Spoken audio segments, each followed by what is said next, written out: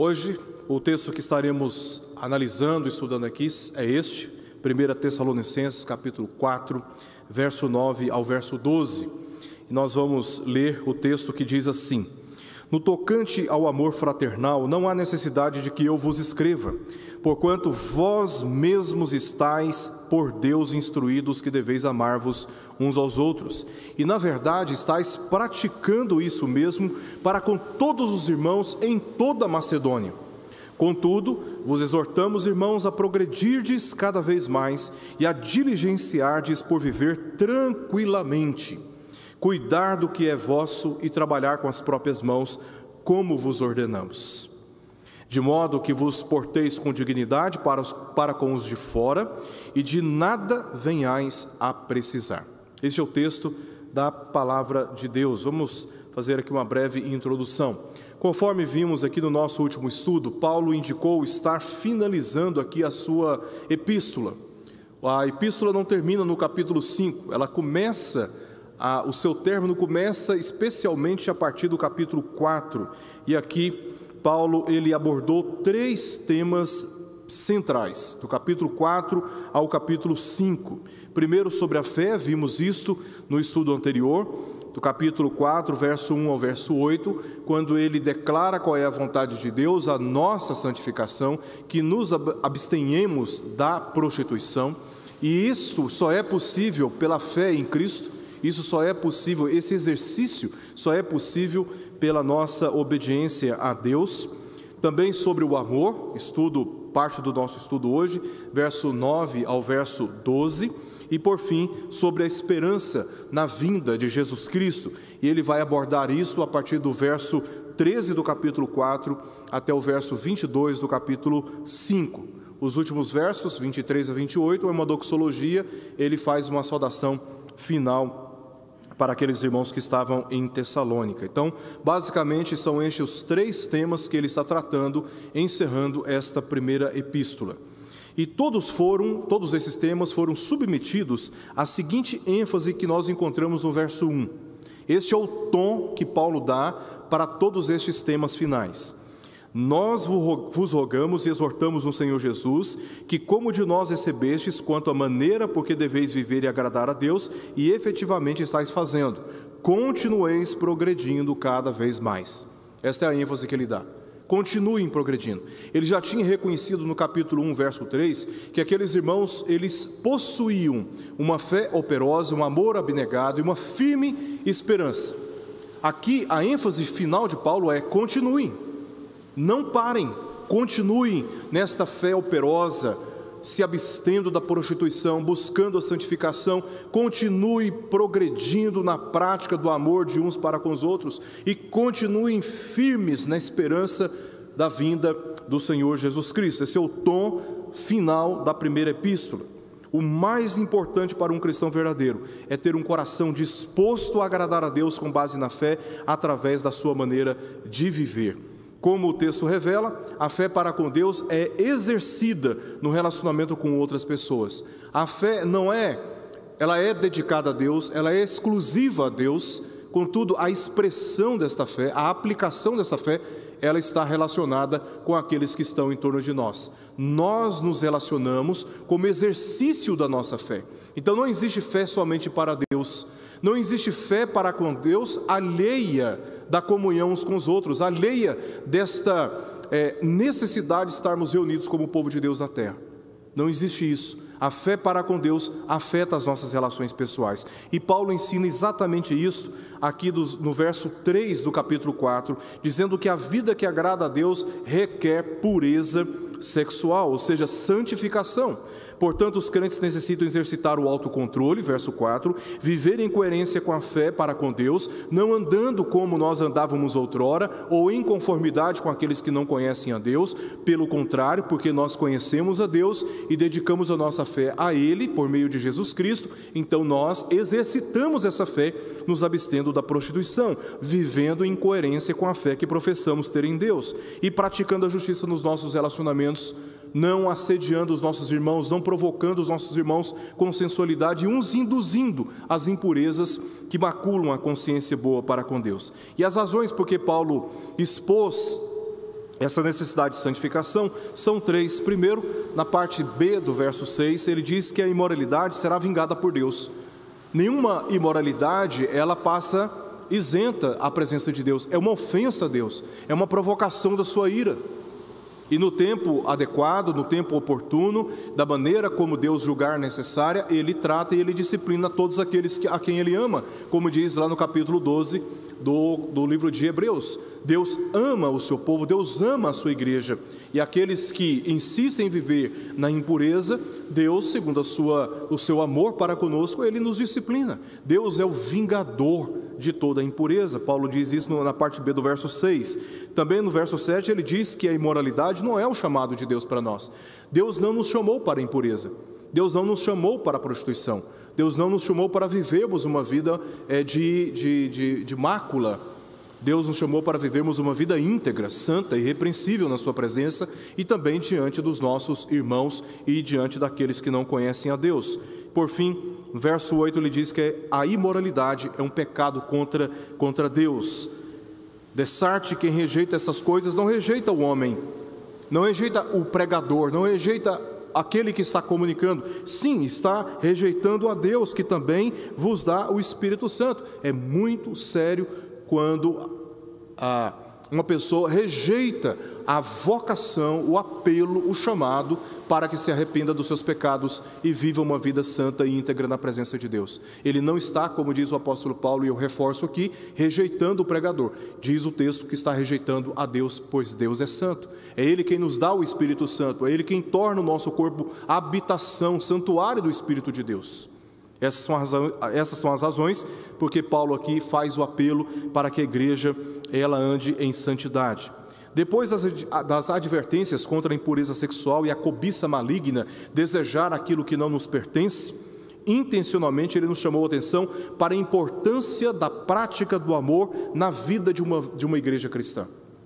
E nós fazemos a seguinte pergunta: qual é a relação que há entre esses dois assuntos? A abstenção da prostituição, uma vida santa e imaculada nesta área, uma vida reta diante de Deus, e esta exortação que Paulo faz a seguir a respeito do amor. Qual é a relação desses dois temas? Porque parecem que não tem uma relação imediata, mas tem. O amor une, fortalece e protege uns aos outros contra exatamente essas tentações, e também protege aqueles alguns que caem em tais pecados assediados pelo mundo. É nesse sentido que Paulo aqui ensina que a vida cristã que agrada a Deus, ela expressa o amor fraternal. Eu conheço os meus irmãos, eu sou parte da igreja, eu sou membro do corpo de Cristo, eu sou membro da família de Deus, eu tenho amor pelos meus irmãos. E como eu demonstro esse amor? Edificando os meus irmãos, orando pelos meus irmãos, protegendo os meus irmãos, acolhendo os meus irmãos, aconselhando os meus irmãos. Por quê? Porque esta é a maneira que nós, pela unidade, na fé em Jesus Cristo, perseveramos, nos resguardamos e nos protegemos das investidas de Satanás. E justamente nessa parte, Paulo vai tratar basicamente dois assuntos aqui conosco, dos versos 9 ao verso 10. Ele incentiva a igreja a progredir no amor fraternal, e no verso 11 ao verso 12, a portar com dignidade diante dos descrentes. É isso que nós veremos aqui, as duas partes. A última parte aqui da primeira epístola, Paulo mostra que tudo isto deve ser motivado por essa esperança na vinda de Cristo. E ele vai entrar em diversos assuntos no tocante à nossa vida cristã. Paulo não está tratando a vida cristã santificada apenas pela abstenção da prostituição, das impurezas sexuais. No capítulo 5 ele vai entrar em vários assuntos que envolvem a vida cristã como um todo. E todo este esforço e toda essa motivação de perseverarmos no ensino, na obediência a Deus, observando os seus mandamentos, deve ser esta certeza de que de fato Cristo está voltando. E Ele de fato está voltando. Ele está voltando. E isso deve inquietar o nosso coração. Isso deve constranger o nosso coração. Isso deve nos induzir a uma vida de arrependimento, de santificação e de dedicação em amor para com os nossos irmãos. O objetivo de Paulo foi de confortar e encorajar os crentes que estavam sofrendo física e emocionalmente sob perseguições, como nós vimos aqui no capítulo 2, verso 14, e que os gentios estavam perseguindo, junto com os judeus, os crentes daquela região, assim como os judeus estavam perseguindo as igrejas da Judéia. Eles estavam sob forte pressão, e o objetivo de Paulo aqui foi encorajá-los. Além das exortações, diz o texto que Paulo orava continuamente para que o Senhor os fizesse aumentar no amor uns para com os outros e para com todos, sabendo que este amor fraternal seria crucial no mútuo cuidado e também na perseverança, naqueles momentos de inseguranças e de aflições, a fim de que fossem confirmados em santidade na vinda do Senhor Jesus Cristo. É isso que ele disse no verso 13 do capítulo 3 de 1 Tessalonicenses. Meus amados irmãos, os dias que nós estamos vivendo são dias excepcionalmente difíceis. Nós nunca atravessamos por uma pandemia como nós estamos atravessando agora. Nós nunca passamos por uma situação na qual tivéssemos impedidos de nos reunir aqui no Brasil, onde sempre experimentamos com muita alegria da liberdade de culto, de estarmos reunidos. E neste momento muitos dos nossos irmãos estão afastados de nós, enlutados, nos hospitais, nos leitos, famílias aflitas, pessoas ansiosas. Muitos estão perdendo emprego, empresas estão falindo, outras estão acumulando dívidas, tributos insuportáveis. Eles não sabem mais o que fazerem para pagarem as suas dívidas. Nós não sabemos o que vem por aí. É num ambiente como esse, é num âmbito como este, que nós percebemos como o amor cristão, o amor de uns para com os outros é extremamente urgente.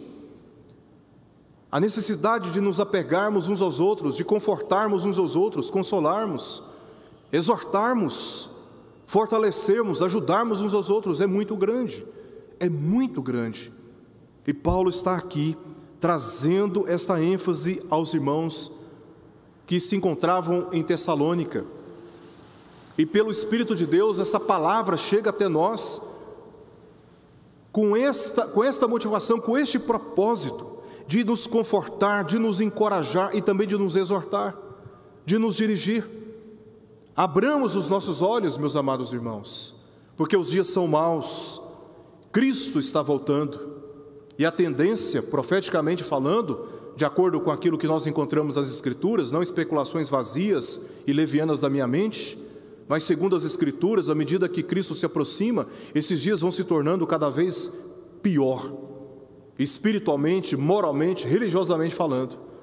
E quanto mais o tempo passa, quanto mais os tempos se abreviam, mais se faz urgente nós, que professamos a fé em Jesus Cristo, nos unirmos pela fé em Cristo e nos apegarmos com amor fraternal, certos de que Ele está chegando.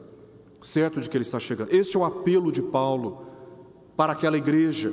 E como eu disse, aquele que tem espírito, ouça o que o Espírito diz hoje às igrejas. Esse é o apelo que nos chega, da necessidade de nos apoiarmos e de nos fortalecermos nesses dias que são maus. Essa é a ênfase que Paulo deu, esse é o tom que Paulo deu pastoral àquela igreja, conforme lemos no capítulo 4 aqui, no verso 18, ele diz: consolai-vos, pois, uns aos outros com essas palavras.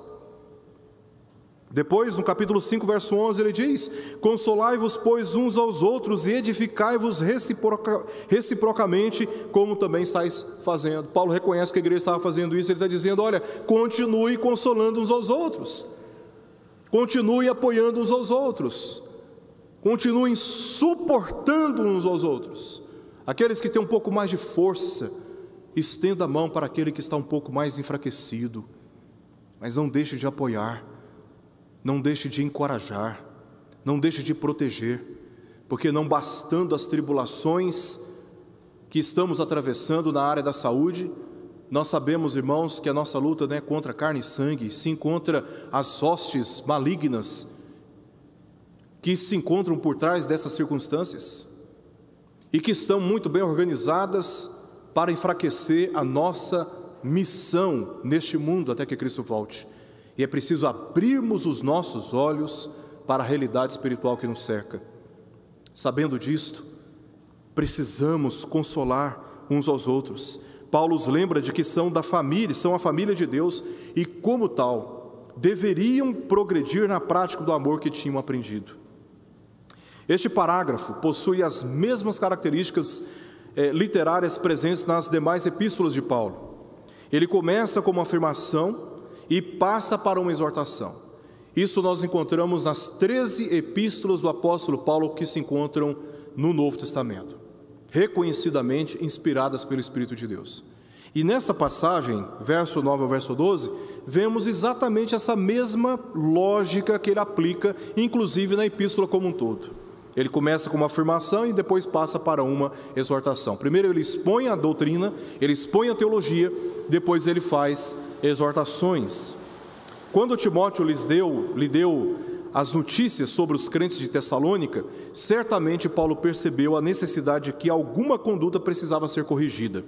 Não por causa de presente falta, não porque os crentes estavam faltosos, porque nós lemos nas passagens, capítulo 1, versos 6 e 7, capítulo 4, verso 1 e verso 2, verso 10, no capítulo 5, verso 2 e no verso 11, que os irmãos estavam progredindo e sendo exemplo, inclusive, para igrejas da Macedônia e também da Acaia, províncias romanas.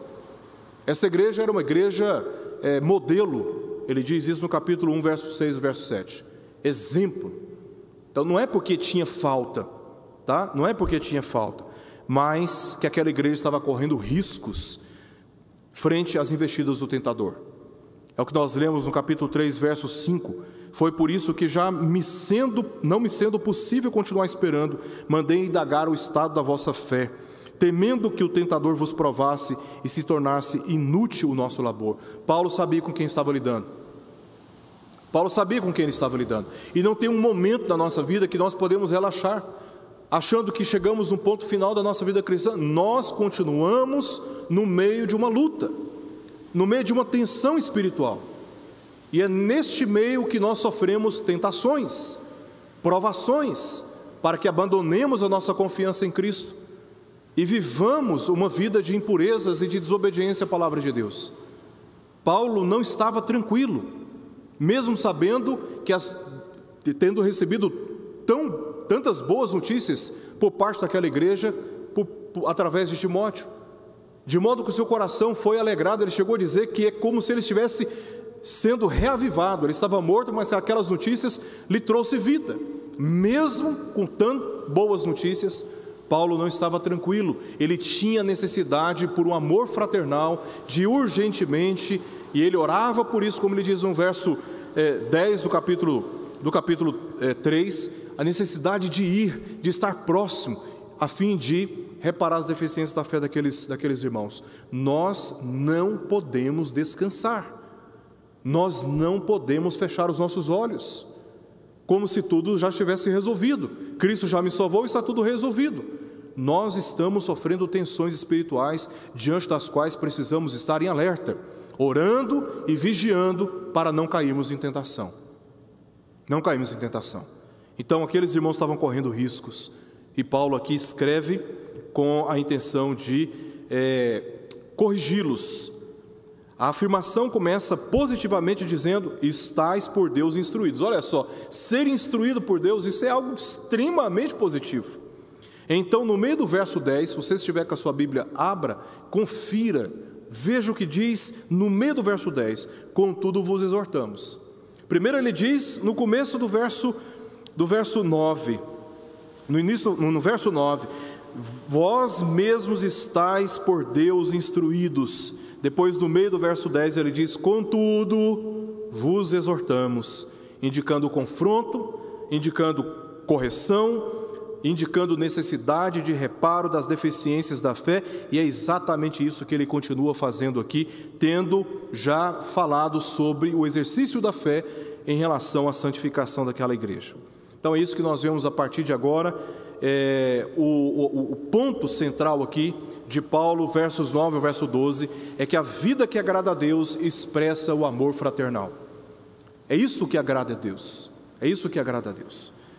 Verso 9 nós lemos o seguinte: no tocante ao amor fraternal. Então, dos versos 9 ao verso 10, Paulo vai encorajar a igreja a progredir no amor fraternal, tá? Então ele começa dizendo, no tocante ao amor fraternal. A referência ao amor fraternal aqui, a palavra grega é Filadélfia. Você já deve ter ouvido falar sobre isso, Filadélfia. A palavra Filadélfia é composta por duas palavras gregas, philos, que significa amigo, e adelphos, que significa irmão.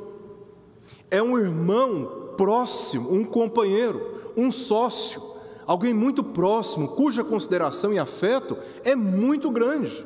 É muito grande. Eu tive a oportunidade, num trabalho missionário, de visitar alguns países da América do Sul e também nos Estados Unidos. É impressionante, na América Central também. Você, onde chega, independente da região do Brasil, fora do Brasil, você encontra uma comunidade cristã. A impressão que nós temos é que nós já nos conhecemos há muito tempo. Existe um amor que Deus coloca nos nossos corações e que também coloca no coração dos nossos irmãos tão distantes. E quando nós nos encontramos, nós percebemos esse afeto, esse carinho e esta unidade no meio do povo de Deus. Isto é Filadélfia, é o amor fraternal. E Paulo usa essa palavra, amor fraternal, aqui é uma palavra só, tá? No grego, para dar o tom em todo o texto, verso 9 até o verso 12. No Novo Testamento, essa palavra possui 6 ocorrências. Pesquisei essa palavra, as 6 referências são essas aí, tá? Lá em Romanos, 1 Tessalonicenses, Hebreus, 1 Pedro e 2 Pedro. 6 ocorrências da palavra Filadélfia. Em todas elas, o significado possui o significado de considerar afetuosamente crentes em Cristo como se fossem irmãos de sangue. Tá? Como se fossem irmãos de sangue. Estou com os meus filhos ali, eles são irmãos, estão crescendo juntos, nasceram do mesmo ventre, eles partilham do mesmo afeto dos pais, o mesmo espaço da casa, eles partilham dos brinquedos, da diversão, dos passeios, são irmãos de sangue, são irmãos de sangue. E aqui, o significado dessa palavra adelphos, em relação aos nossos irmãos da fé, é o mesmo. É como se os meus irmãos de fé fossem os meus irmãos de sangue. Os meus irmãos de sangue. O amor cristão, ele não desvaloriza ou desconsidera os laços familiares, naturais. Na realidade, lhes dá a devida importância e a Bíblia condena a sua ausência. Pessoas desafeiçoadas, que não têm afeto uns pelos outros, a Bíblia condena. Entretanto, é importante considerar o testemunho bíblico de que o amor cristão transcende esses laços naturais limitados, e encontra sua esfera mais ampla de afeto na família constituída por aqueles que foram redimidos por Deus. Jesus diz, lá em Lucas 8:21, quem é meu irmão, minha mãe, meus irmãos, senão aqueles que obedecem ao Pai? Esses são os meus irmãos. Jesus está mostrando o significado da família que transcende as limitações de laços naturais, sem, obviamente, desconsiderar o núcleo familiar natural.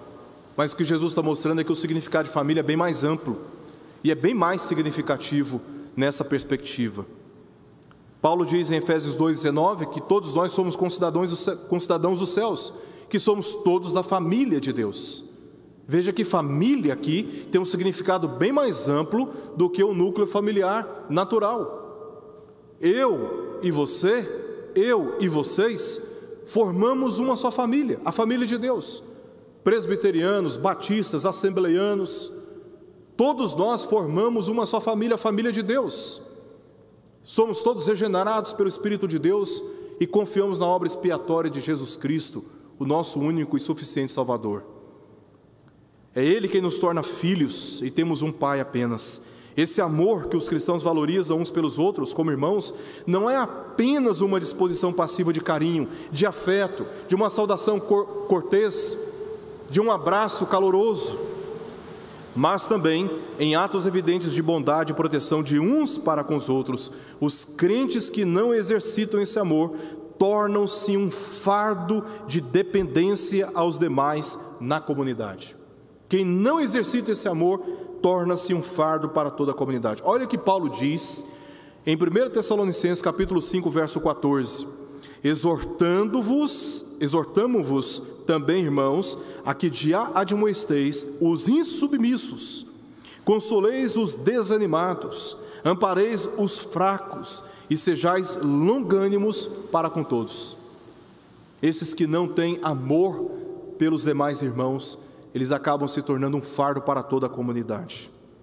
Em tempos de perseguições ou de tribulações, tal amor é ainda mais urgente para o fortalecimento e perseverança dos crentes, enquanto a sua ausência se torna um grave problema adicional. Não bastando as perseguições, não bastando a crise sanitária que estamos atravessando, o distanciamento social necessário, nós entendemos o distanciamento social, obviamente, nós nos submetemos às nossas autoridades e apoiamos as nossas autoridades no combate desta pandemia, mas sofremos à distância, sofremos por não termos os nossos irmãos todos reunidos na casa de Deus, entoando louvores e ouvindo a palavra dEle. Nós sofremos com isto, porque o natural e o prazeroso é estarmos reunidos. Agora, se não há amor fraternal, não bastando essas dificuldades, nós ainda temos um outro problema, porque nós abandonamos os nossos irmãos e nós não experimentamos o cuidado, o consolo, a exortação, o conselho, a oração, o socorro dos nossos irmãos. Ficamos como que expostos, vulneráveis, não apenas a essas tensões da natureza, mas também às tensões espirituais que eu já abordei aqui e que Paulo está tratando com a igreja. Quanto ao amor fraternal, não havia necessidade de receberem uma nova exortação pelos seguintes motivos. Paulo diz ainda no verso 9, quanto ao amor fraternal, não há necessidade que eu vos escreva, porquanto vós mesmos estáis por Deus instruídos que deveis amar-vos uns aos outros. Paulo reconhece que quanto a isso, não tinha necessidade de escrever de uma nova exortação, e são 3 motivos que nós encontramos aqui. Primeiro, Paulo os ensinou a amar uns aos outros. Ele diz no verso 1 e no verso 2, lá no final do verso 1, ele diz, no meio do verso 1, quanto à maneira que deveis viver e agradar, e efetivamente estáis fazendo, continueis, parte A do verso 1 do capítulo 4, ele disse, finalmente, irmãos, nós vos rogamos e exortamos no Senhor Jesus, que como de nós recebestes.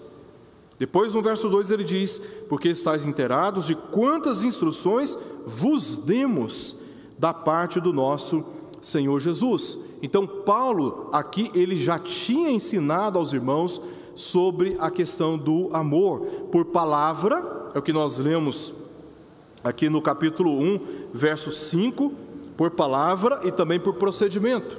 No capítulo 1, verso 5, ele diz, porque o nosso evangelho não chegou até vós tão somente em palavra, mas sobretudo em poder no Espírito Santo e em plena convicção.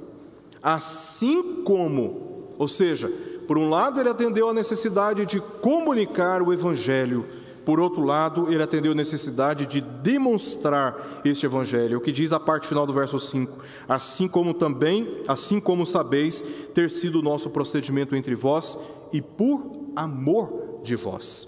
Então Paulo, ele os ensinou a amar uns aos outros por palavra e procedimento pessoal. Segundo, eles foram instruídos por Deus através da sua palavra e do seu Espírito.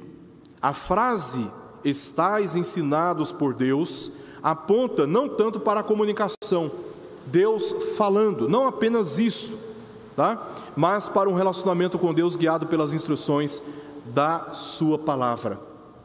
Da sua palavra. A fé que é exercitada é uma fé frutífera. Como diz o apóstolo Tiago, quando nós exercitamos a fé, damos provas de ser verdadeira. E foi no exercício desta fé operosa que ele trata no capítulo 1, que esses crentes conheceram a Deus de forma ainda mais pessoalmente.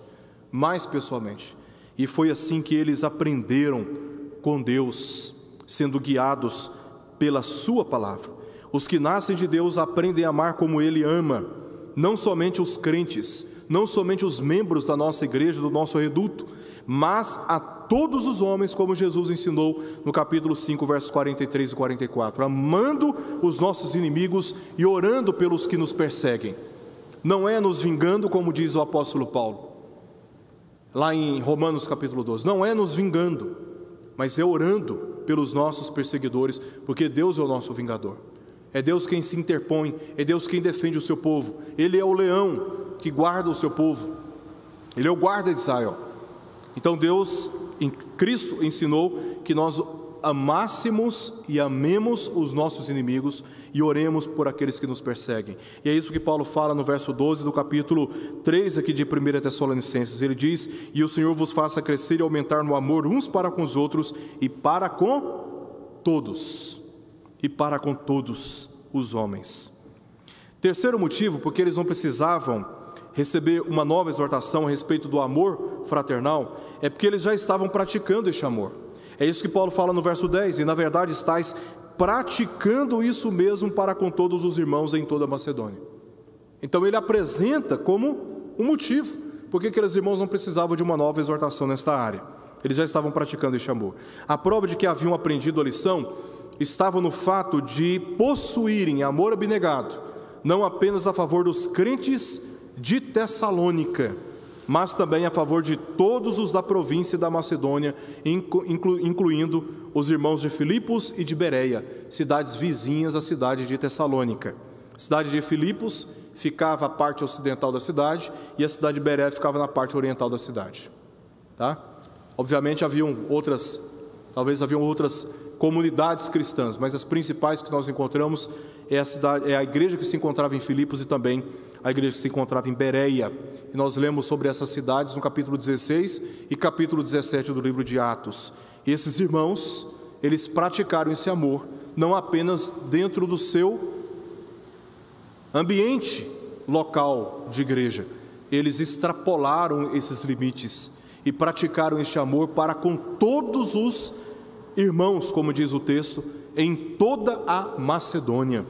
Em toda a Macedônia. Paulo, em 2 Coríntios capítulo 8, verso 1 ao verso 15, ele elogia os crentes da Macedônia, ao se referir ao cuidado e generosidade daqueles crentes para acudirem outros irmãos daquela região, os pobres de Jerusalém, porque Paulo está agradecendo, porque ele está chamando a atenção da igreja de Corinto para o exemplo das igrejas da Macedônia, porque Paulo, quando passou por lá, ele recebeu ofertas que foram recolhidas para Paulo levar à cidade de Jerusalém, a fim de acudir os crentes que estavam passando por muitas dificuldades lá naquela cidade.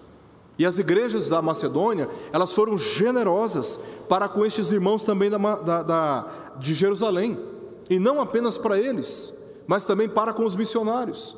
Quando lemos o capítulo 4, por exemplo, de Filipenses, vemos como Paulo está sendo profundamente agradecido à igreja de Filipos, porque o socorreu não apenas uma, mas 2 vezes, e não deixou que passasse necessidade aquele missionário.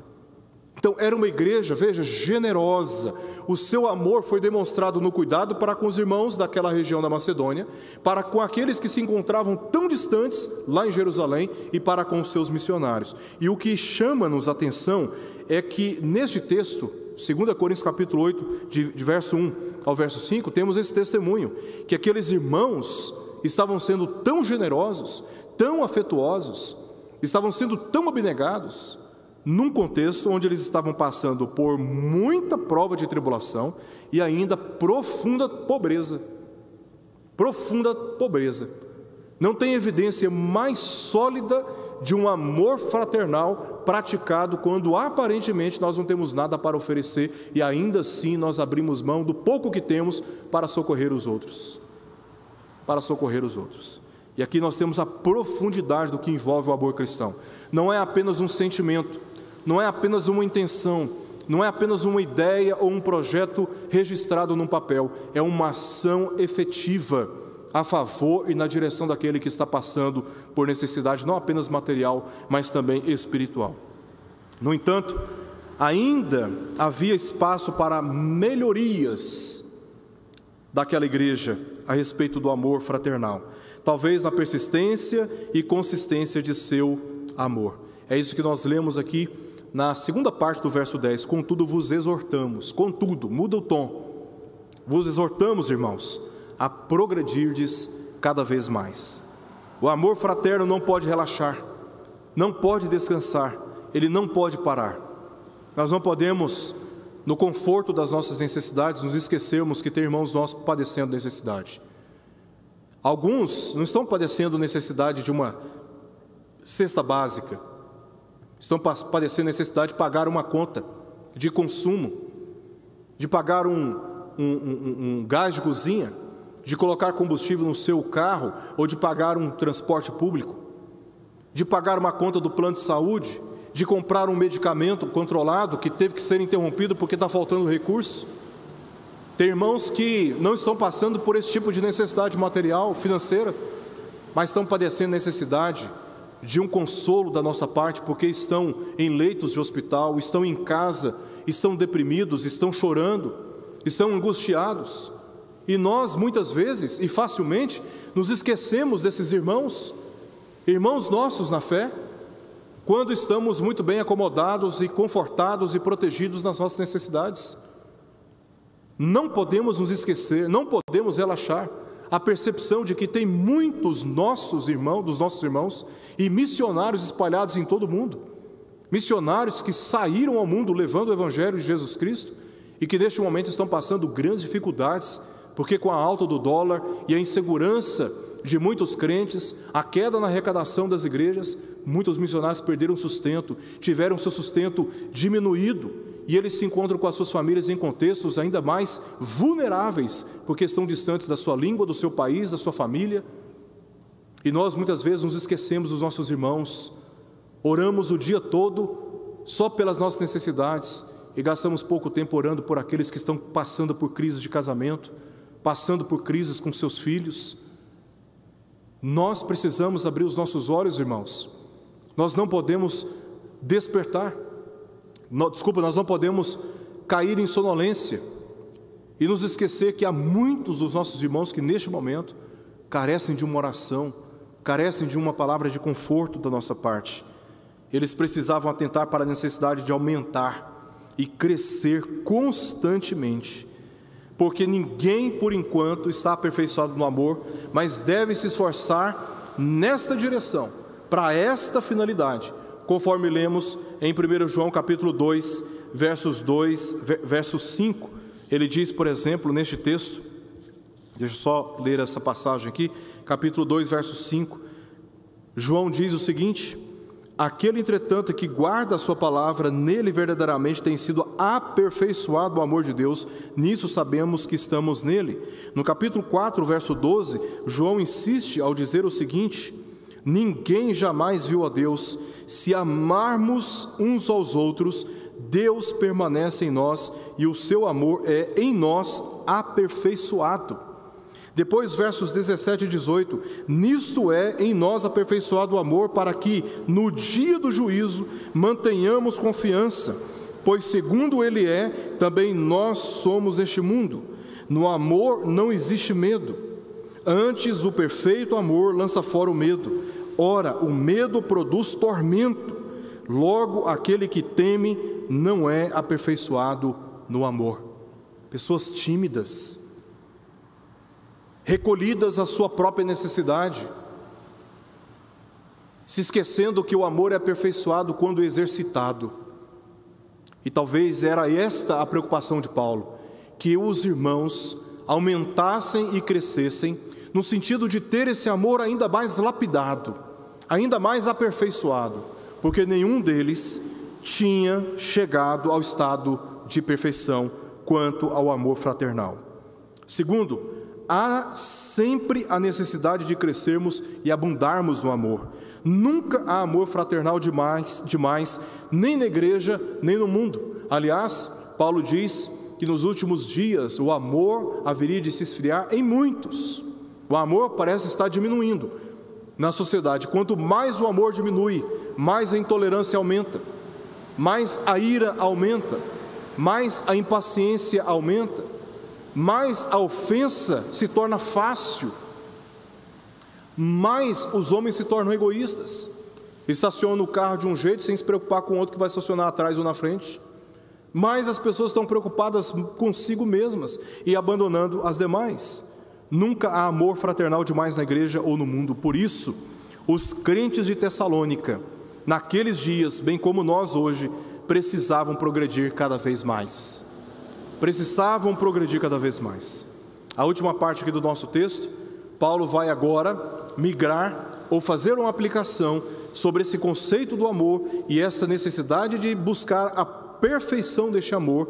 Agora ele vai mostrar a aplicação deste amor para com a sociedade. Os crentes devem portar com dignidade diante dos descrentes. Versos 11 ao verso 12. O verso 11 diz assim: e a diligenciardes por viver tranquilamente, cuidar do que é vosso e trabalhar com as próprias mãos, como vos ordenamos. Como vos ordenamos.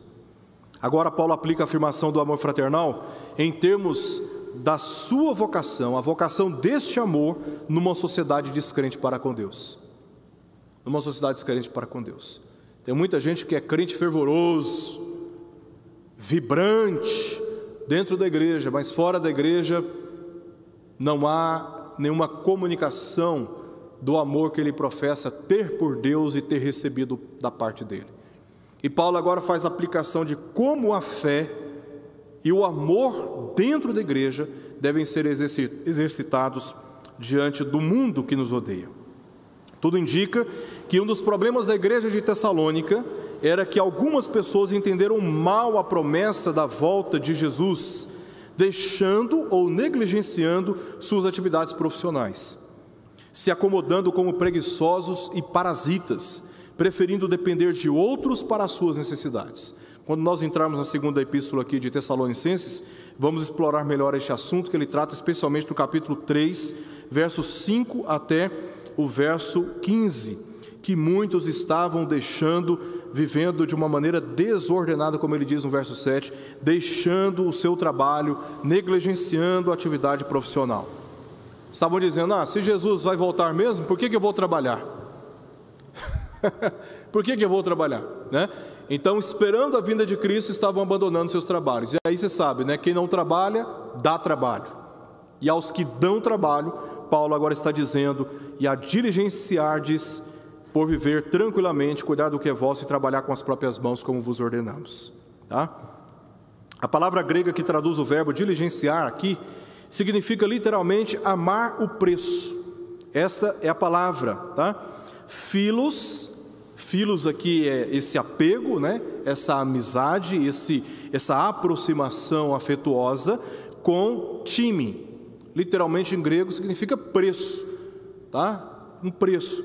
Por isso essa palavra philotimeomai tem o sentido aqui de ter boa vontade, tá? De ter força de vontade, de se esforçar para fazer algo, de pagar o preço. De pagar o preço. O que eu preciso para chegar em determinado objetivo da vida? Então você tem uma noção do preço que você tem que pagar. A ideia é: pague este preço. Pague este preço. Não se ausente dele. Evidentemente, Paulo não preferiu essa palavra aleatoriamente, sem intenção. Sua preocupação foi para que os crentes não se envolvessem com a ilicitude ou se deixassem guiar pela cobiça maligna. Não trabalha e fica desejando as conquistas dos outros. Não trabalha e fica invejando o que os outros estão conquistando. Vá trabalhar, vá estudar, pague o preço, viva de forma diligente, faça acontecer. É isso que Paulo está dizendo. Vá trabalhar, né? Saia desse estado de acomodação.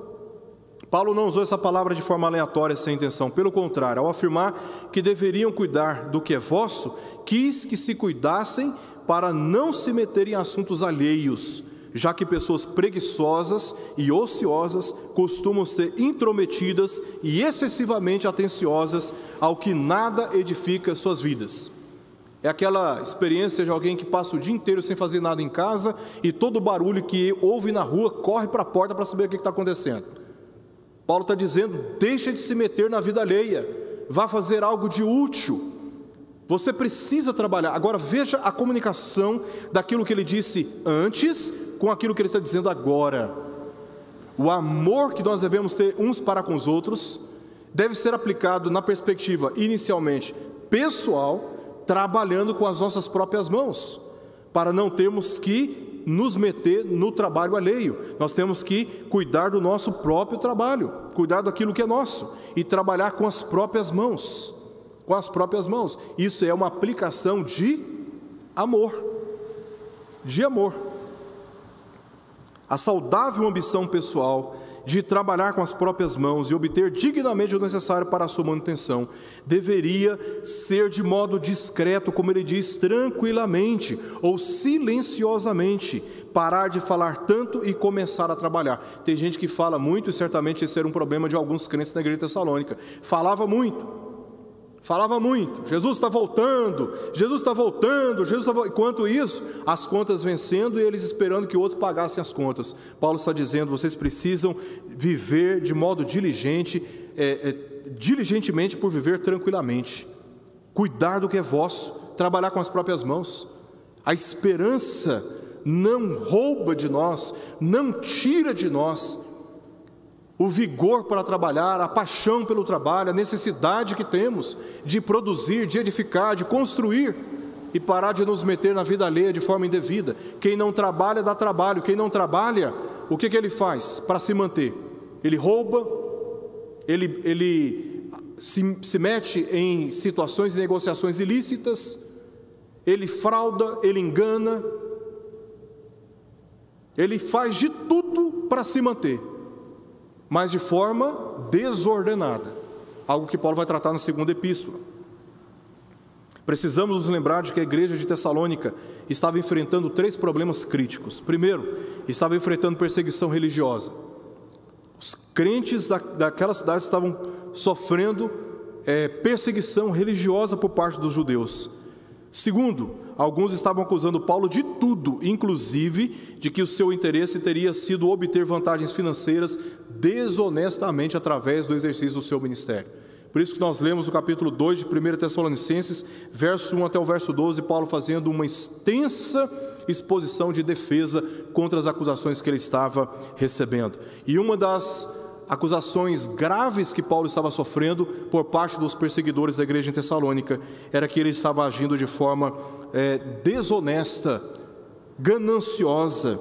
Ele fala isto para os irmãos no verso 5, né? Como sabeis, nem de intuitos gananciosos, Deus disse, é testemunha. Ele está fazendo uma defesa. Depois no verso 9 ele diz: porque vos recordais, irmãos, do nosso labor e fadiga, de como noite e dia, labutando para não vivermos à custa de ninguém, de nenhum de vós, vos proclamamos o evangelho de Deus. Paulo viveu de uma maneira honesta, ele trabalhou e pelo seu trabalho ele sustentou a sua vida e o seu ministério. Também ele diz, outra crítica, outro problema que aquela igreja estava vivendo, é que estas acusações de que Paulo estava vivendo assim, talvez estavam influenciando com equívocos a compreensão de alguns crentes sobre a vida cristã, já que estavam imitando a Paulo e seus companheiros. Então você vê, imagina, né? Paulo está pregando o evangelho e os seus acusadores estão dizendo: olha, como é que ele vive bem, né? No ministério.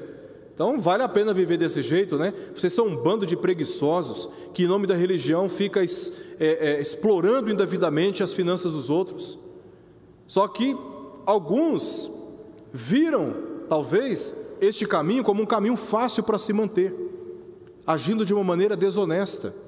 E essa igreja estava passando por perseguições, e essa igreja estava sendo acusada, e o seu missionário estava sendo também bastante acusado. E foi necessário então que Paulo corrigisse algum desvio, ou algum risco de desvio, por parte de alguns crentes da igreja de Tessalônica, em relação a esta área. Estavam vivendo ociosos, estavam deixando de trabalhar, ou negligenciando o seu trabalho. Os tessalonicenses não deveriam viver uma vida agitada e inquieta, mas se esforçarem para viverem uma vida tranquila, sem desonestidade ou ostentação. Os cristãos, quando inquietos, ou excessivamente ansiosos, têm pouco ou nenhum testemunho diante dos descrentes, e Paulo havia ensinado e demonstrado uma elevada ética entre eles quanto ao trabalho, inclusive provendo suas próprias necessidades, como eu já mencionei aqui. Então você imagina, a gente fica olhando para o ímpio prosperando e questionando a Deus, por que eu também não me organizo, não tenho o mínimo, o básico para viver, e passo tanta necessidade? Agora, como que nós estamos vivendo? Estamos vivendo de forma diligente? Estamos trabalhando? Primeiro que nós não estamos concorrendo com os ímpios, porque confiamos em Deus as nossas necessidades. Segundo, que temos que trabalhar. Por confiarmos em Deus e na provisão que Ele nos dá, temos que trabalhar, temos que procurar trabalho. Não podemos nos acomodar. Eu que comecei a trabalhar formalmente a partir dos meus 12 anos de idade, formalmente com 12 anos de idade, estudava a parte da manhã inteira, levava a minha marmita da minha mochila, eu era praticamente uma criança de 12 anos, saía da minha escola, pegava o ônibus 6h20 da manhã, chegava às 7 horas na escola, porque tinha que ir um pouco mais cedo para o ponto de ônibus. Às vezes o ônibus chegava às 6h20, o ônibus estava lotado, não tinha como entrar, eu tinha que pegar o ônibus das 6h30, para chegar às 7 horas na escola. Estudava a manhã inteira com minha marmita dentro da mochila, saía da minha escola, ia para o meu ambiente de trabalho, trabalhei na Secretaria Estadual de Cultura, com 12 anos de idade, formalmente vinculado a um programa aqui do município. E aí eu ia para a cozinha, comia aquela marmitinha fria, trabalhava a parte da tarde inteira, voltava para casa, fazia as minhas tarefas escolares à noite, porque no outro dia eu tinha que estar 6h20 em ponto, com a minha mochila nas costas novamente no ponto de ônibus para poder trabalhar.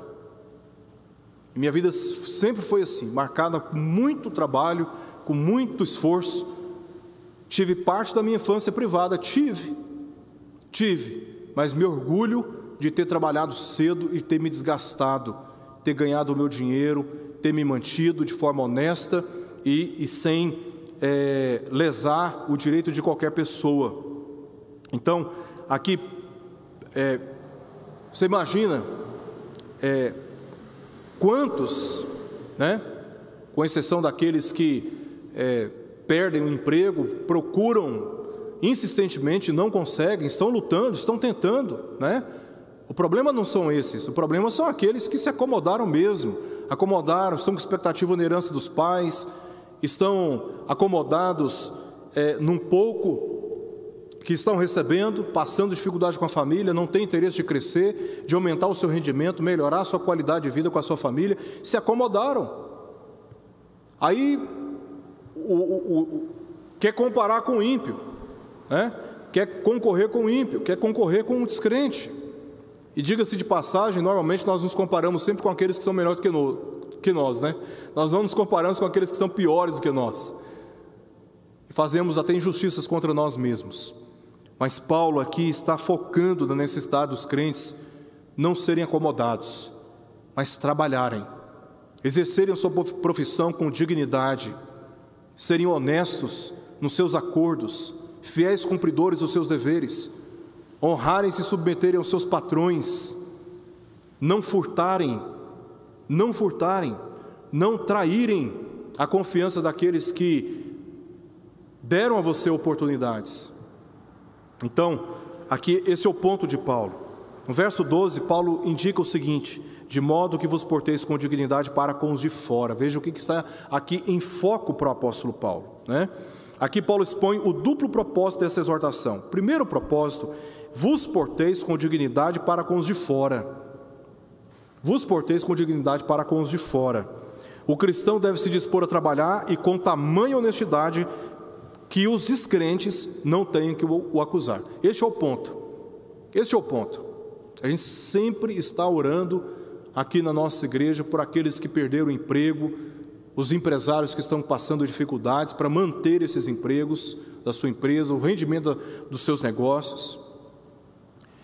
Mas a questão aqui, meus irmãos, é que o crente no seu ambiente de trabalho, ele deve viver de uma maneira que o descrente seja envergonhado no seu procedimento desonesto,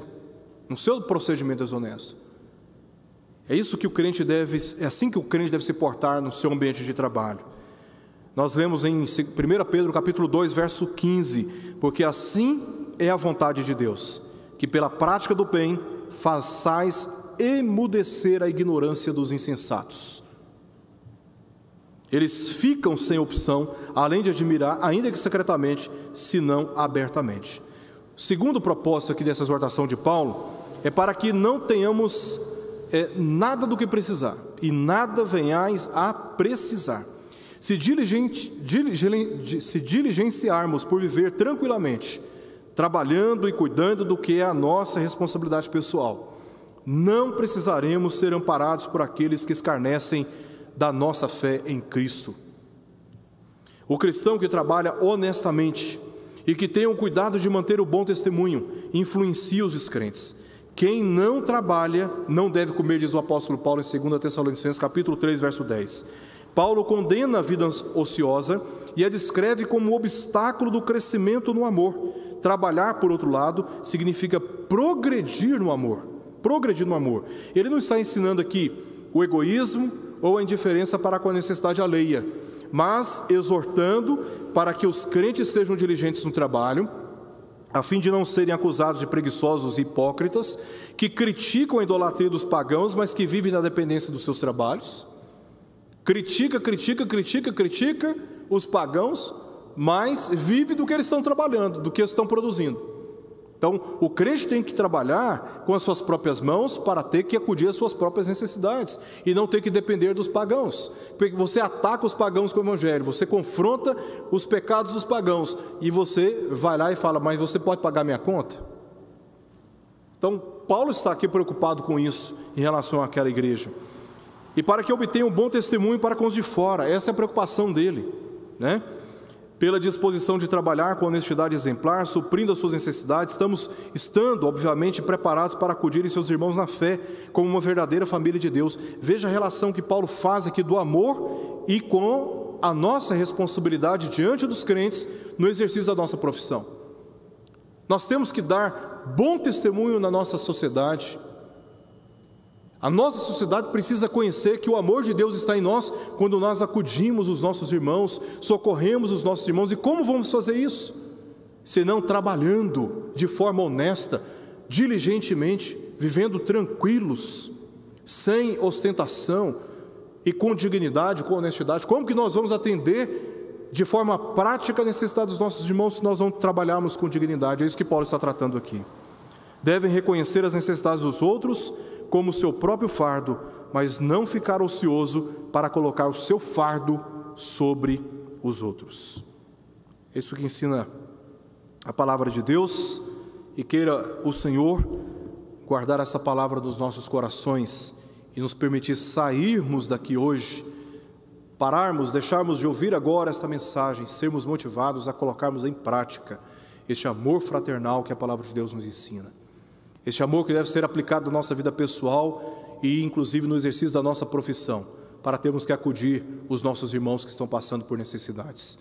Que Deus nos abençoe na direção da sua palavra e faça repousar sobre nós as suas bênçãos. Vamos orar.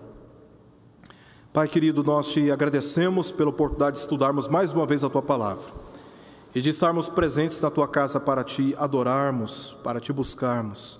Obrigado pela tua bondade. Guarda essa palavra nos nossos corações e faça de nós cada vez mais uma igreja descrita e conhecida pelo amor, como a igreja de Tessalônica foi conhecida naqueles dias. Oramos por isto, em nome de Jesus. Amém. Deus abençoe, meus amados irmãos. Vão em paz e que o Senhor os leve em segurança para as suas casas.